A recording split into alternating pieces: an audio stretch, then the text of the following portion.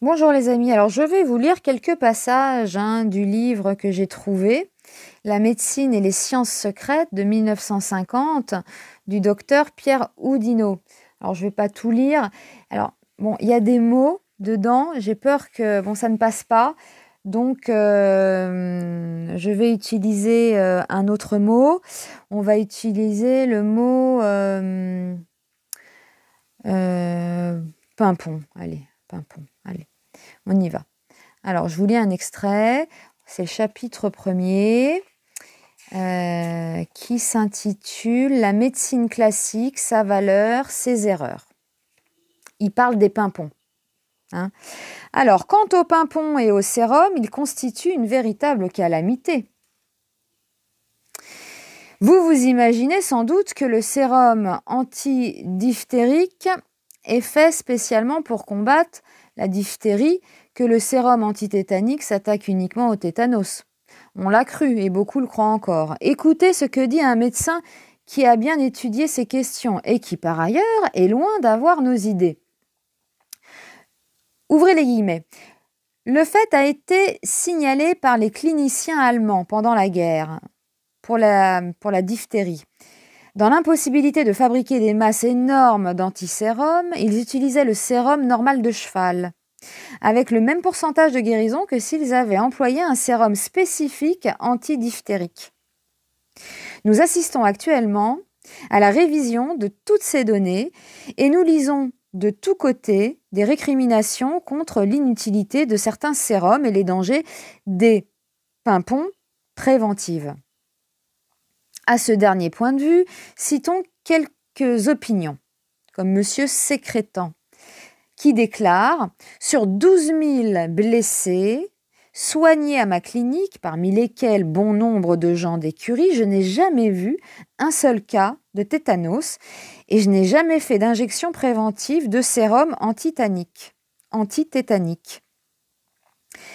M. Berger annonçait en 1907 qu'il avait observé 35 cas de tétanos malgré les pimpons préventives. Pour M. Bourget, la mortalité n'a pas varié depuis l'introduction du sérum antidiphtérique. En ce qui concerne les diverses pimpons, on a vu apparaître des épidémies d'encéphalite léthargique par suite de pimpons génériennes. On a cité des cas de tuberculose dus aux pimpons antituberculeuses. On sait bien que depuis la mort de Calmette, l'ardeur des pimpons des cliniciens s'est adoucie. Récemment, les Américains ont déclaré qu'ils n'utiliseraient pas le pimpon de Calmette pour les bovidés. Ce procédé serait depuis longtemps tombé dans l'oubli si la pression des pouvoirs publics ne faisait pas de la pimpon, pour ainsi dire, une obligation morale. Et plus loin, ouvrez les guillemets. Les médecins d'aujourd'hui cherchent à dominer la nature à coups de médicaments chimiques des plus variés. Mais est-ce là la médecine qui guérit ou celle qui tue ? Peut-on, dans ces conditions, avoir confiance en la médecine ? Telles sont les questions que l'on commence à se poser. La réaction se dessine. Devant les insuccès sans nombre que l'on doit avouer, les médecins se tournent de nouveau vers la natura medicatrix et s'éloignent des légions compactes des sérums, des pimpons et des substances chimiques introduites dans l'arsenal thérapeutique. On ne sait trop, ou plutôt on ne sait plus trop bien pourquoi. Voyons ce que déclare un autre auteur. Ouvrez les guillemets. Ce gros danger des médications sériques provient de l'introduction dans l'organisme humain de ces substances organiques toxiques et spécifiques étrangères qui accompagnent l'antitoxine fabriquée par l'animal. Une foule de substances protéolytiques, d'antigènes, d'hormones étrangères sont ainsi apportées en piqûre sans la moindre neutralisation métabolique au sein des organes les plus délicats. Elles vont imprégner les cellules les plus fragiles, les cellules nerveuses entre autres, et former des combinaisons protoplasmiques indissolubles, engendrer des anticorps indestructibles et apporter, somme toute, une série de métamorphoses qui constituent un véritable cataclysme cellulaire et humoral irréparable. Ce grave inconvénient est fort nettement démontré par les accidents cliniques immédiats et lointains qu'on enregistre après la plupart des pimpons sériques. Et ces troubles réactionnels souvent formidables, parfois mortels, sont bien le fait des substances humorales étrangères et non des antitoxines, puisqu'on les observe presque identiques avec les pimpons de provenance diverses et aussi avec le simple pimpon de cheval non immunisé. Ils sont donc l'expression d'une vive défense naturelle, d'une révolte violente des cellules humaines violées dans leur spécificité par le contact des substances vitales étrangères. Depuis que ces lignes ont été écrites, le mal a fait des progrès considérables, surtout avec la loi sur les pimpons antidiphtériques obligatoires. Pimpon efficace et sans danger, prétend la publicité du dit pimpon. Nous le voudrions bien, mais nous avons malheureusement constaté le contraire et bien d'autres l'ont constaté avec nous. Que d'accidents nous avons eus, soit immédiatement, soit quelque temps après le pimpon, sans préjudice de l'éventualité de méfaits lointains. Angine, otite, adénite, éruptions diverses et tenaces, poussée fébrile à répétition, état général précaire. Mon enfant est comme cela depuis le pimpon, nous disent souvent les parents qui sont meilleurs observateurs que les faiseurs de statistiques. Un cas entre des douzaines, une de mes petites clientes âgée de 7 ans a fait quelques jours après la troisième pimpon antidiphtérique, oui, une éruption généralisée de psoriasis, affection tenace.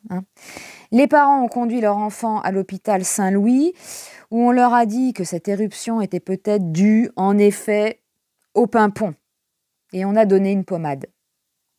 Nous avons réussi à guérir cette malade. Et quel médicament, croyez-vous, a obtenu cette cure ? Une 30e dilution homéopathique de pimpon antidiphtérique donnée 2 fois par semaine, ce qui prouve l'origine du pimpon de la maladie, d'une part, et l'efficacité de l'homéopathie, d'autre part. Tous les médecins ont été à même de constater des cas semblables, ou pire. Il faut se mettre un bandeau sur les yeux pour nier les faits. Il existe une méthode inoffensive et efficace des pimpons contre la diphtérie. Elle a été mise au point par notre confrère, le docteur Chavanon. Mais voilà, le docteur Chavanon n'est pas un pontife et de plus, c'est un homéopathe. Alors, inutile de vous dire comment ces travaux ont été accueillis en haut lieu. Là aussi, on ne sait plus... Là aussi, on ne sait, ou plutôt, on ne sait trop bien pourquoi. Les mêmes reproches peuvent être faits et les mêmes accidents imputés aux autres pimpons, à celui contre la variole, à celui contre la fièvre typhoïde, pour ne citer que ces deux-là. Ceux-là, au moins, nous dira-t-on, s'ils sont susceptibles d'entraîner des accidents, ont l'avantage d'être efficaces vraiment. On ne voit plus de variole ni de typhoïde. D'abord, on en voit encore, bien que rarement, et même chez les pimponnés et les repimponnés. N'en verrait-on aucun cas que cela ne prouverait pas tout. On n'a pimponné personne contre la grippe et pourtant depuis l'épidémie de 1918, on ne voit pratiquement plus de grippe à moins que l'on ne veuille étiqueter grippe les vulgaires coryzas et trachéobronchites saisonniers. Il en est ainsi d'un certain nombre de maladies dont on voit beaucoup de cas pendant des années et qui disparaissent ensuite pendant un temps plus ou moins long. L'histoire de la pneumonie franche est classique à cet égard. Depuis 20 ans, on n'en voyait que quelques cas isolés et rares. Il y a 2 ans, elle a fait sa réapparition avec tous les signes décrits dans les traités et avec la même gravité. Pendant plusieurs années, nous n'avons pas eu de cas de fièvre scarlatine. Personne n'avait pourtant été pimponné contre cette affection. Nous en voyons maintenant beaucoup, peu contagieuse et bénigne d'ailleurs. Pour en revenir à la diphtérie, pendant 15 ans, nous en avons vu fort peu de cas isolés et bénins. Depuis la pimponnade, nous en voyons beaucoup, aussi bien chez les pimponnés que chez les non-pimponnés, et ni plus grave ni moins grave chez les uns que chez les autres. Conclusion des officiels, il faut pimponner plus et plus fort. La race en crèvera s'il le faut, mais au moins elle crèvera pimponnée. Nous pouvons dire avec le docteur Carton, sous le règne de la sainte égalité, les gens ne s'appartiennent plus et la liberté ne joue plus que pour le bon plaisir d'un despotisme sectaire qui traite l'humanité comme des animaux de laboratoire. Nous pourrions en dire plus et citer bien d'autres médicaments dangereux, comme la vulgaire aspirine avec laquelle bien des gens sont devenus de véritables toxicomanes, ou le Gardénal employé à tort et à travers. L'emploi passager et occasionnel de tels remèdes peut encore se comprendre quand il est impossible de faire mieux, mais on s'y accoutume volontiers et on s'intoxique très bien avec eux. En résumé, la thérapeutique telle qu'elle est pratiquée à l'ordinaire est conditionnée par une conception inexacte des causes des malades. Pour combattre ces causes, elle emploie des remèdes d'une efficacité contestable, dont beaucoup sont dangereux pour l'organisme et susceptibles de déterminer des accidents graves, quelquefois immédiats, parfois à échéance lointaine. Étant donné que nous possédons des moyens thérapeutiques d'une efficacité plus grande, exempts de tout danger et s'adressant aux causes profondes des troubles pathologiques, il y a lieu d'y avoir recours dans la grande majorité des cas.